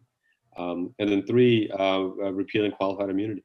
And I want to spend a little bit of time talking about this because the whole concept of qualified immunity is an injustice both to our communities, but also to law enforcement, I would argue. Because we've bought into this myth that law enforcement should be responsible for every single social ill out there. Yes, we want law enforcement to be responsible if there's a violent crime happening, or to prevent a violent crime, or to stop a violent crime in pursuit. But we don't. It doesn't make any sense to also have law enforcement be the primary respondent for an addiction issue, or for a mental health issue, or for a child who is acting up in school. We need to ensure that we don't overburden law enforcement with things that they're just not trained for, and then put in this cloak of qualified immunity when things go horribly wrong, like with Marcus David Peters here in Virginia, young Black man who was nude and had a mental health crisis and was shot dead, unarmed, by the way. He was. And likewise, just as equal and if not greater injustice is that we have a reality where mental health and mental illness is epidemic. Notwithstanding the actual pandemic, this is a long-standing pandemic of mental illness. Addiction is ravaging our communities. We need to have meaningful, trained professionals to be the first responders. Sure, you can have law enforcement back them up. No one is eliminating that concept, but we need to have the professionals that our society needs to truly take the lead on this. In Denver, Colorado did a recent pilot of this, where they had for 911 calls that were nonviolent, they had a special unit dispatch that were unarmed. 350 times they were dispatched. Not once did they need to even call law enforcement. And so this will not only make law enforcement safer, it will make the community safer, and it will create more trust between the community and law enforcement. These are the proven models backed by data and science. I think this is where we need to go in the future. Thank you, thank you. The atmosphere in our country has been extremely polarizing, as you are well aware, and a lot of that stems from Washington and some of the rhetoric and behavior and policies that are coming out of Washington. So how would you go about addressing just the tone, and do you see opportunities to reach across the aisle to fix some of these issues that we were talking about? Well, leadership sets the tone, and I think the occupant of the White House has made clear that there should be no possibility of bipartisanship on everything or on anything. I think a tiger can't change its stripes. I look at my record over the last 10, 12 years working in human rights law across the political spectrum. I've been extraordinarily critical of this administration. I'm not gonna be shy about that. But I've also given credit where due. I thought the First Step Act was a good first step towards criminal justice reform. More needs to be done, to be sure, but again, it was a step in the right direction. I have been invited by the US State Department multiple times to speak at the Religious Freedom Ministerial 2018 and 2019 on the importance of free speech, on the importance of religious freedom for persecuted Christians, Jews, and atheists around the world. Ambassador at-Large Sam Brownback invited me as a personal guest to meet with persecution survivors at the Holocaust Museum. And the work I've done over the last decade, working as a prison chaplain and working on rehabilitation and reform with returning citizens, again, reflects bipartisanship in this space. And even now, you can see the quality of attack ads that my opponent is launching on me and my responses to him. His attacks on me are very Trumpian, attacking me for my faith, literally photoshopping pictures of me to make me look more sinister. And my responses are, let's talk about the issues. Let's talk about the lack of broadband internet. Let's talk about the fact that you voted no on the Voting Rights Advancement Act of 2019, or that you voted no on the Equality Act or on the ERA, or that you voted to keep the statue of Justice Taney, the Supreme Court Justice, on Capitol Hill, who ruled in the Dred Scott decision that Black Americans are subhuman and therefore don't deserve constitutional protection. I'm focused on the issues, and what we're finding is that these positions that we hold, whether it's raising the living wage, universal healthcare, broadband internet, environmental justice, these aren't partisan fringe issues. 75% of Americans support these issues. And whereas it's tempting for the other side to engage in this kind of really nasty name-calling rhetoric, that's not tempting for me at all, because it's contrary to decency. My perspective isn't to prove a person wrong, it's to prove a fact right with evidence, and by working together with communities. And that's my commitment to Republicans and Democrats, that you will never see me engage in petty partisan politics. You will really see me focus on bringing folks together and making a decision based on the facts before us. And the nice thing about doing that is when you find better evidence, or when someone shows you better evidence than what your assumptions were, you can change your mind, and you can do it based on a principle, not based on ego. So that's been my commitment throughout my entire career, and that's what I'll continue to do once I'm in Congress. Got it. I want to switch topics a little bit to talk about employment and Black-owned businesses and what we can do to narrow the gap. So even when the economy was doing well, Black unemployment was still twice as high as white unemployment, and that trend still continues. That trend is always kind of been that way. So now that white unemployment is around 13%, I believe. It's the Black unemployment is somewhat close to double that. What can we do to narrow that gap? And also in your answer, if you could address what we can do to encourage the growth of Black business, that would Absolutely. This is where we talk about some of the systemic economic issues that have been imposed upon Black Americans. Let me start at the end and work my way backwards. So even now during this pandemic, we see the significantly larger impact on Black Americans, both in terms of health, because Black Americans are more likely to not have adequate healthcare coverage because of a lack of employment. So therefore they're more harmed by this pandemic. But you're also seeing even the relief models. The first CARES Act for small businesses, 95.4% of small businesses got nothing, not a single dime. The second one that was supposed to address the issues of the first one, 90% of businesses owned by women, Black Americans, Hispanic Americans, Native Americans, and Asian Americans got nothing. And so it speaks to the fact that even the way we distribute or allocate resources has a racial bent to it, that where marginalized communities don't have equal access the way they should. Maybe it's because there's not banks in Black neighborhoods, and so Black business owners weren't able to get to the banks the same way to apply for these loans. Maybe it's because these businesses weren't willing to develop the same kinds of relationships. And we know Wells Fargo has been sued countless times. Their CEO had the audacity to say that there isn't enough Black talent. And that's why they don't have Black bankers in leadership roles. And so we need to have representatives in Congress who have worked on these issues and recognize these relationships need to exist if we're going to provide support as well. It's not just a blanket make an announcement and therefore people are going to have equal access. You need to go to where people are. You need to make sure that you provide them access. There's a reason why we have terms like food deserts or grocery deserts or pharmacy deserts, predominantly in Black and brown communities.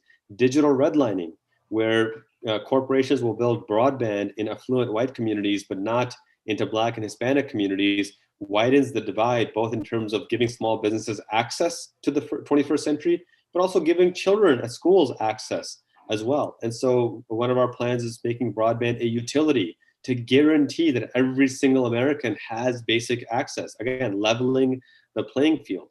And then finally, when we think about the impact of redlining on schools and the fact that schools are funded by local tax revenue from property values, well, if the properties have no value, then the tax revenue is going to be significantly lower. So you're not going to have as adequate of a school. You're going to enable teachers to move in and move out. And so you don't have the same educational experience. And you have a higher chance that they're developing a school to prison pipeline as well, because that's exactly what has happened. And so again, I go back to making sure that we are ensuring that Black Americans have equal access to the ballot box and that they have equal economic access as well. And so that's the philosophical answer, but the hard-hitting answer is making sure that we're investing more money into schools that are predominantly Black and Hispanic, and that we are ensuring that even during this pandemic, we are making sure that Black Americans have equal access to the financial relief, because otherwise what has happened already isn't merely that Black Americans aren't getting the same support as white Americans, but that there's a massive divide developing that is going to be so insurmountable that you simply won't be able to recover from it. And I think we're at that breaking point right now. So just the last comment I'll say about this is why I support the bill put forward by Senators Harris, Markey, Warren, and Sanders of $2,000 a month direct cash payments to every single working American backdated to March through the pandemic and 3 months after. And I support the UBI initiative, the Universal Basic Income Initiative, proposed by Andrew Yang, to ensure that every single person has a basic line income. Again, the data and the facts prove that this results in stronger small business, upward mobility, more entrepreneurship, lower cases of suicide and mental illness, and higher levels of overall human satisfaction and experience. Thank you. I want to stick a little bit more on the issue of housing. So I'm going to read this question because it was kind of a long one. So even before the pandemic, access to affordable housing was one of the biggest problems affecting people of color, especially here in Northern Virginia. This multifaceted problem requires a dynamic approach and a willingness to take on the real estate industry and even homeowners interested in maintaining high property values and landlords who are interested in maintaining high rent rates. How would you tackle this issue at the federal level? So, I've had this conversation with a couple of different folks. So let me start with the leaders who are overseeing our homeless shelters in the 1st District here in Virginia. At its core, we need to raise the federal minimum wage. At $7.25 an hour, there's not a single apartment that a couple can get, both working full-time, anywhere in Virginia. It's an absolute disgrace. And this ties into, again, the fact that Virginia, we boast and brag that we're #1 in business, but we're dead last in workers' rights. So somehow even separating workers from business makes no sense to me, because the workers make the business. But so at its very core, we need to raise the federal minimum wage to at least $15 an hour. If corporate profits and minimum wage matched, and minimum wage increased with the same rate as corporate profits since 1975, it would be somewhere between $25 to $30 an hour. So even $15 is a bare minimum negotiation. That's one.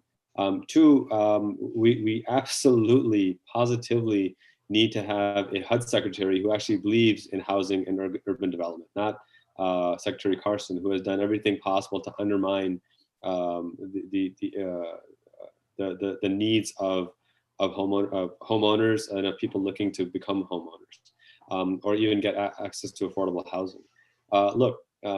I want to emphasize one really key thing. This is not a resources issue.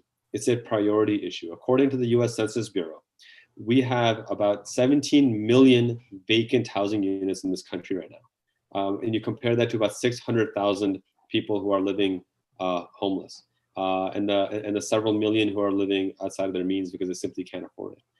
This is not a resources issue, it's an access issue. It's providing financial support. And then the third thing on the federal level is we need to revamp our tax code system. In 2016, you can read all the headlines from Financial Times and Bloomberg and Fortune and Money Magazine. They all said the same thing, that corporations have made record profits this year. They did under Obama and Biden's economy, which wasn't perfect, but they made record profits. The logical mindset should have been, okay, well, they're making record profits. We have currently 43 million people living below the poverty line. We should probably raise taxes a bit more on these billionaires and provide more relief and more support for lower income communities. Well, they did the opposite. They cut nearly $2 trillion in taxes for multi-billionaires, and they raised taxes in lower income communities. And this has resulted in even more bouts of homelessness. We have now 46 million Americans living below the poverty line. It has gone up by about 3 million people. And again, this is the part of a broader trend. You know, folks talk about, well, you know, if you tax billionaires, that's redistribution of wealth and that's socialism. This is a nonsense argument. I can't emphasize how ridiculously offensive and harmful this argument is, not only because it's devoid of facts, but because the exact opposite is what's actually happened. Rand Corporation just came out with a study that says that since 1975, when the tax code started to change, and especially under, you know, the whole Reaganomics mythology of trickle-down economics, we have seen from the bottom 90%, a redistribution of wealth to the top 1% to the tune of $50 trillion. Not million, not billion, but $50 trillion. This is money coming out of my pocket and your pocket and going to the super wealthy corporations, to the super wealthy multi-billionaires. And the end result is the worst wealth and income inequality that we've ever seen in US history. More people living in poverty than at any point in US history. So if we really want to get serious about this, we need to have a raised minimum wage. We need to ensure that our Secretary of Housing and Urban Development actually works on legislation and policies that enableize and incentivize more affordable housing, and a revised tax structure that makes the super wealthy pay their fair share, and lower income communities and middle class communities and small businesses have lower tax rates and are able to have more money in their pocket. Thank you, thank you. We have time for one more question, and I'd like to shift gears to talk a little bit about education. Yeah. So the achievement gap for between Black and Latinx children continues to remain pretty wide compared to white students. And also, especially now, given that under the circumstances of having to deal with COVID, that there's a lot of concern that that gap might widen even further. What can we do from the federal level to make sure that that gap does not widen because of COVID, and what can we do in the long term to make sure that we close the gap? Well, for one, we need to get rid of Secretary of Education Betsy DeVos and have a Secretary of Education who actually believes in public education.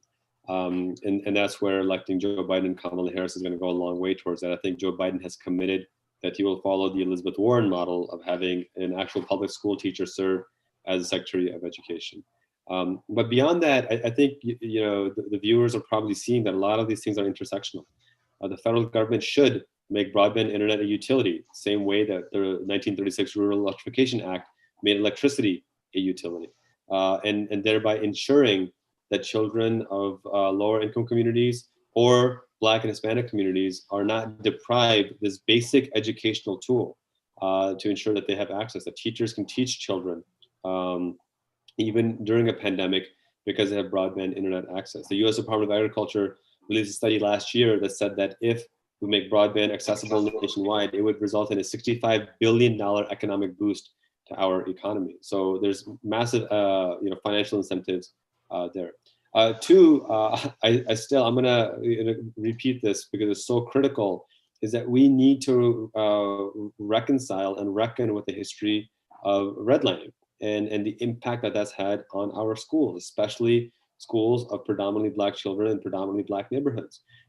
You can't have a education funding model based on homes that have been dilapidated and denied basic economic justice, and then wonder why there's an achievement gap. Well, if you don't provide the resources, then that's what's going to happen. And so having a reckoning with that and providing reparations to ensure that we make whole those Black communities that have been denied basic justice for the last 40, 50 years, notwithstanding, slavery and Jim Crow. That's even a broader conversation. But at the very minimum, we need to start here and ensure that we provide equal justice.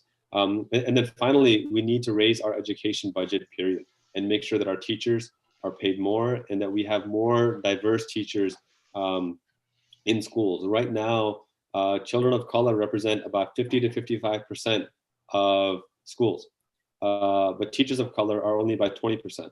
Children need to have teachers that reflect them and their lived experiences. It's a basic. Delegate Jennifer Carroll Foy has done some great work on passing and introducing and passing legislation in this space, but I think that's a great first step, and we should continue to build upon that to make sure that young people have leaders who understand their experiences and what they're going through, and they're able to provide them better experiences and better guidance based on lived experiences going forward. So again, I think you have a combination of these things that really inject resources directly into Black communities, no middlemen, no incentives or grants, but actual direct investment into these communities. And I want to emphasize, I don't think it's something you can solve in a year or 2 years, but it is something you can start right away and start to see generational change over the next 5 years and 10 years. Thank you. Thank you. Thank you again so much for joining us tonight. It was very informative, and I'm sure our audiences really appreciated hearing from you. Right now, unfortunately, Congressman Don Beyer couldn't make it, but he did submit a pre-recorded video, so we're going to play that video right now.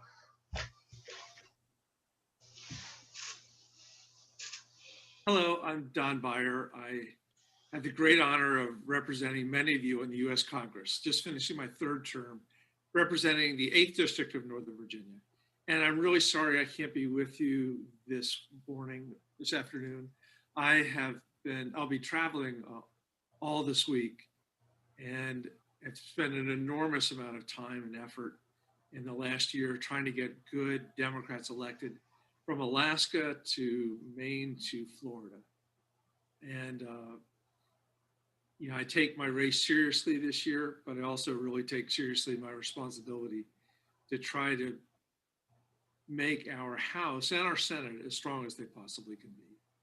So I really am grateful to Alfred Street Baptist Church, which is 1 block from my house on Duke Street, and the First Baptist of Vienna, where I lived for many years, and in the Northern Virginia Urban League Young Professionals Network, many of whom I know you know me. It's great fun.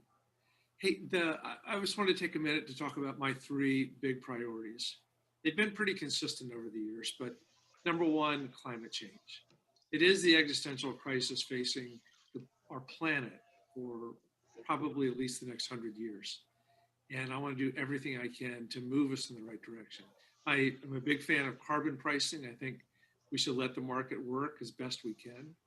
But I also think that it has to be paired with a commitment to environmental justice.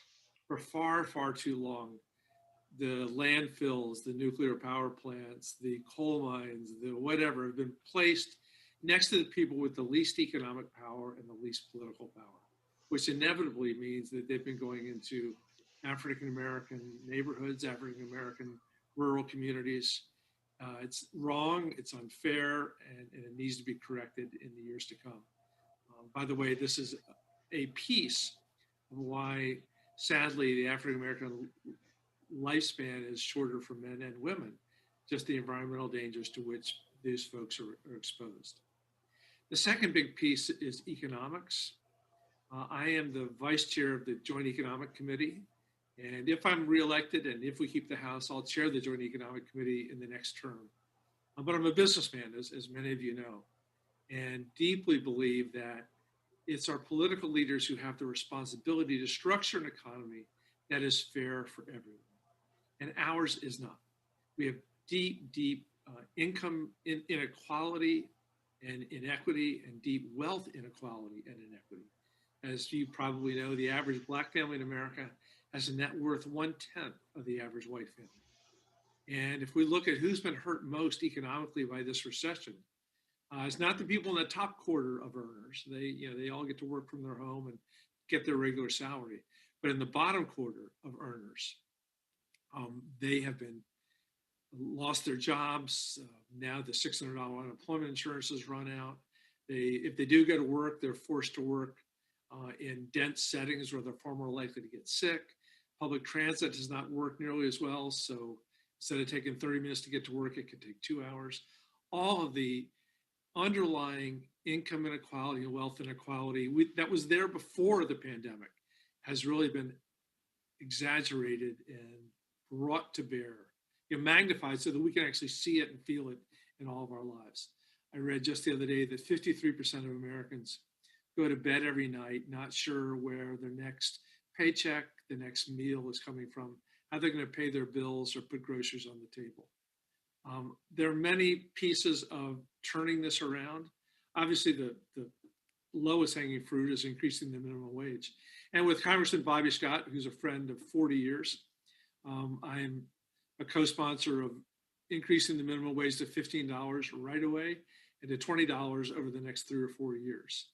We need, as Barack Obama said many times, it's just immoral that you can work full-time year-round in America at minimum wage and not even be able to be at the poverty level. As I say, there's not a single county in the country where you can rent a 2-bedroom apartment working full-time on a minimum wage. Another one of the many different pieces that's important there, I think, are baby bonds. This was Cory Booker's initiative.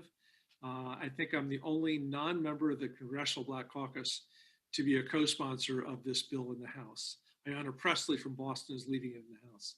But I'm very much on board with the idea that every child living in poverty, black or white or yellow or anything else, should earn or be entitled to a $25,000 baby bond at birth that can then grow tax-free through their childhood and young adulthood to be able to pay for that college education or the first home or sometimes maybe the first vehicle or as you start your first business.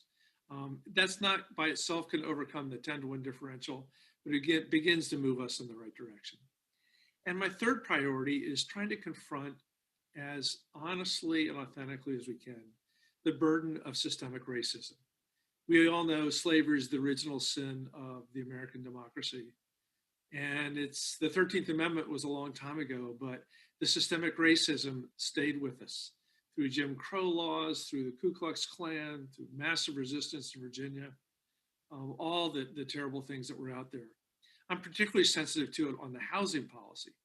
The way the housing policies of the 30s, 40s, 50s, and 60s in America, not the 1860s, the 1960s, that shut Black families out of neighborhoods where they could buy a home and have that home grow in value and make their net worth grow. We're terribly repressive, racist things. We see it in criminal justice. With 2.3 million Americans in prison, we have the greatest number in the world and the greatest percentage of our population in the world. I was very proud to be among the many, many co-sponsors of the George Floyd Justice and Policing Act. And the specific pieces I had were body cameras for all federal law enforcement officers, and the No Hate Act, which I've worked on for 6 years, that would require much better reporting on hate crimes by police jurisdictions all over the country. It was amazing that some of the biggest cities in America last year reported 0 hate crimes against African Americans, against Jews, against Muslims, against women, against LGBT folks. And that's just not right. And it's also not true. And finally, education. We know for our 240 years, education has been the key to social mobility. And while some kids have, right now, especially in the coronavirus time, have the best broadband connections and the fanciest computers and lots of books, there are an awful lot of our children that don't have any of those things. And they're at great risk of falling ever farther behind in this coronavirus. And when the crisis is over, they still need access to the very best educations that we can give them, because that's their hope. Anyway, I love being able to represent you. I love my job. I will continue to work as hard as I can to make sure that we care about every American. We're lifting every American up because everybody matters. And honestly, dealing with our past, including the systemic racism built into our past, is part of how we go forward with good cheer, with courage, and with a sense of optimism that we can form an ever more perfect union. So thank you for having this gathering of political leaders. Please vote. I care who you vote for, but I care even more that you vote, because if you don't vote, you don't count. And we need to take back our democracy. Thanks very much. Have a great meeting. And finally, we have one more person to hear from, and that is our own Senator Warner. So he also was not able to make it, but he also did submit a pre-recorded video.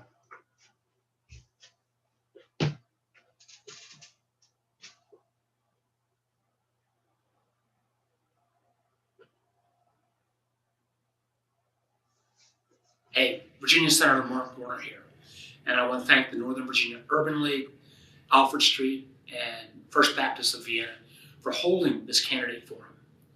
I want to tell you a little bit about myself first. Spent over 20 years in business here in Virginia, creating literally thousands of jobs in the technology field. I then became governor of Virginia because I wanted to get stuff done. And during my tenure as governor, Virginia was named the best managed state, the best state for business, and the best state in which to receive a public education. I've then gone to the Senate, where I've been proud to have over 55 of my bills become signed into law. Laws that have helped seniors with Medicare, that have tried to cut down red tape for small businesses, that have invested in our shipbuilding businesses down in Hampton Roads. And just last month, the president signed my legislation that will make record investments in our national parks. And part of that record investments will create over 10,000 jobs as we repair our national parks right here in Virginia. I also bring a recognition to this job that as someone who failed a couple of times before I was lucky and blessed enough to do well in business, that we've got to make sure there is an America where everyone gets the same kind of fair shot that I have. I recognize if I had not been a white man with the appropriate education, I might not have gotten a third shot or a second shot or a first shot. And that's why we need to make sure during this period of COVID that first of all, we get the virus under control. And that means following the science. My opponent has actually said he thought wearing masks was a sign of tyranny. I couldn't disagree more. My opponent has said Donald Trump's done a great job of managing COVID. I couldn't disagree more. We can reopen our economy and our schools, but we've got to get the virus under control. We also have to recognize during this summer of discontent, when we've seen the deaths of George Floyd, Breonna Taylor, Ahmaud Arbery, and countless others, that we do meaningful criminal justice and policing reform. That's why I've been proud to work with Senator Kamala Harris, who I hope will be our vice president, to co-sponsor the Justice and Policing Act that will ban chokeholds, no-knock warrants, that will make sure a law enforcement officer who's done bad things can't simply move from one department to another, that will put accountability in place, that will also realize that we've got to do more training, particularly around issues that involve mental health. That this bill won't solve everything in terms of the divide between law enforcement and the Black community, but it will be a giant step forward. We've got to make sure we return to community policing. So again, the neighborhood and the law enforcement officers actually build some trust. We've also got to make sure that we have economic opportunity. I talked about my business background. I saw as recently as during the COVID period that the small business support programs weren't as supportive of Black-owned businesses, Latino-owned businesses, women-owned businesses. We've even seen 440,000 Black businesses close their doors since the beginning of COVID. That could cause a generation of wealth loss. So I have a record investment. I've actually worked with the administration, bipartisan, that called the Jobs and Neighborhood Investment Act, that will put over $15 billion into Black-owned banks and community development financial institutions that lend to minority businesses. Until we can have equality of access to capital, we're not going to be able to have the kind of equality of opportunity. Part of equality of opportunity as well means making sure we grapple with the crisis of student debt. Again, minority kids disproportionately have higher student debt. I know I was the first person in my family to graduate from college. I came out with student debt, but if I'd come out with the levels of student debt people do today, I probably wouldn't be standing here. So I have a bold plan to renegotiate our student debt interest rates down to these record low interest rates that exist today. Nobody should be paying 7 or 8% on their student loans at this point. And finally, in the area of healthcare, we've got to build upon the ACA or Obamacare. We need to continue to protect people with pre-existing conditions. My opponent and Donald Trump want to get rid of it. My opponent even says that the expansion of Medicaid, which gave 400,000 Virginians healthcare coverage, was like giving a child a cookie. I think that's disrespectful to the 400,000 Virginians who now have health insurance because of the ACA. We've got lots of work to do, but there's nothing that we as Virginians and Americans can't accomplish as long as we make sure that every American gets that fair shot. Respectfully, I appreciate the friendship I've enjoyed with both of the church communities and the Northern Virginia Urban League over many decades. Respectfully, I would love to earn your vote and make sure that we get our country headed back in the right direction.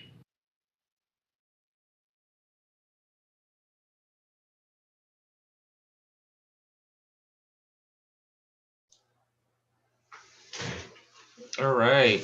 Well, we have reached the conclusion of our program. I really want to take a moment to thank all of the co-sponsors, Alpha Street Baptist Church, First Baptist Church Vienna, and the Northern Virginia Urban League Young Professionals Network for putting this together. It's been a lot of work, and we really appreciate everyone that all of the candidates for coming out to support and to engage with our members and our supporters. Again, the panelists were Simone Pass-Tucker, Joshua Shakur, Brian Fields, Stephen Porter, Sean Reagan, Daryl Moore, Cesar de Aguila, Ron Campbell, Qasim Rashid, Don Beyer, and Senator Mark Warner. We really do appreciate everyone coming out here and giving us all this wonderful information so we can be more educated as we head to the polls. I want to read this quick disclaimer. The views of our moderator and panelists are not reflective of the participating organizations, Alpha Street Baptist Church, Northern Virginia Urban League, and First Baptist Church of Vienna. This event is not a form of endorsement of any of the candidates or elected officials. This event is rather a space for elected officials to answer our community-focused questions. Together in unity, we will move Virginia forward. And now I will hand things over to Reverend Mark Levine. Again, my name is Kofi Annan. I really appreciate everyone, and thank you. Reverend Levine, I'm sorry, Leverin, sorry if I mispronounced that, is now going to close us out with some closing remarks and a closing prayer. Well, once again, as you mentioned, I just want to thank the Alfred Street Baptist Church, along with the First Baptist Church of Vienna and the Northern Virginia Urban League. And on behalf of our pastor at the Alfred Street Baptist Church, the Reverend Dr. Howard John Wesley, we're so grateful that we can have this candidate forum to be more informed. It's not just important just to vote, but it's also important to have an informed vote. And as a community of faith, we believe not just in pie in the sky, but we do believe about fruit on the streets. And so it's important to know what the politicians that we are voting for, what they stand for. And if they want our vote, it's important for them to hear our voices. And one of the most important ways for that to happen is on election day.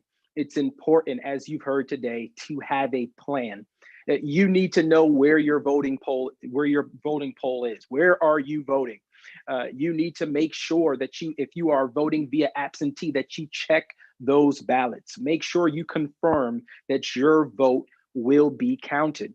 And also, if you have or need of any information, you can follow up and hear all this exciting information and some plans and next action steps on our website. You can feel free to join us. You can feel free to look at the Alfred Street website, and under the Social Justice Ministry, you'll find so much information and programs to continue this conversation. Listen, voting is coming up. We are preparing to vote and set the course for this nation. We've been prayerful, and it's now time to pray with our votes. And now, before we go and before we head out, we're going to lift up a word of prayer as a community of faith, not only for this land, but we're praying for each voter to do what is right as well. We're so grateful once again for all of our participants, all of our panelists, all of the moderators, all of our elected officials. We're so grateful and we're so thankful that we are having an informed conversation to be a better informed voter.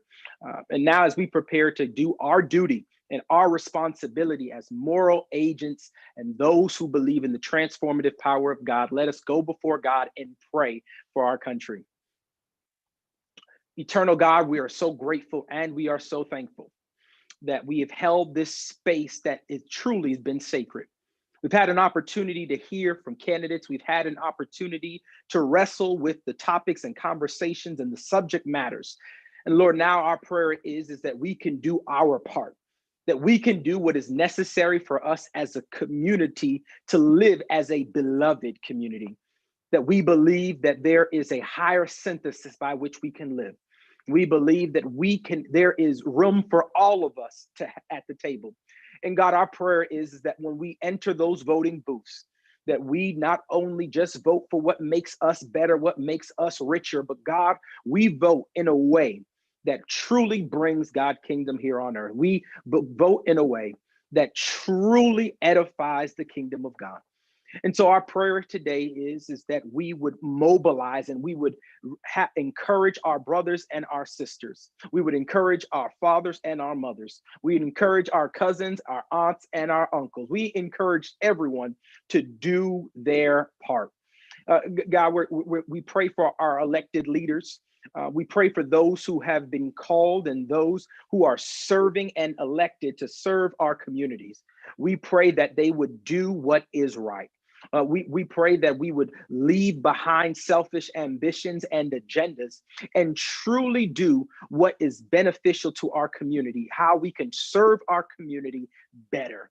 And so our prayer is, God, is that when we reach election day, that we would look a lot more like heaven, that this space and what we're called to do here today would be an honoring of what you've empowered us to do. We all have a vote, which means we all have a voice. And so our prayer is that we would use our voices to make this world look a whole lot better. So we're grateful and we're thankful, and we anticipate what is getting ready to be done here today. It is in Jesus' name, who is our Savior, we do pray. Amen.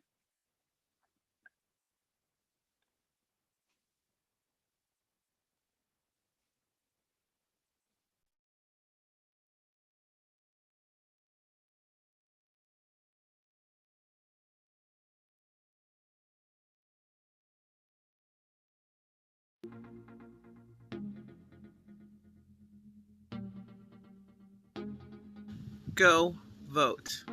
Go vote.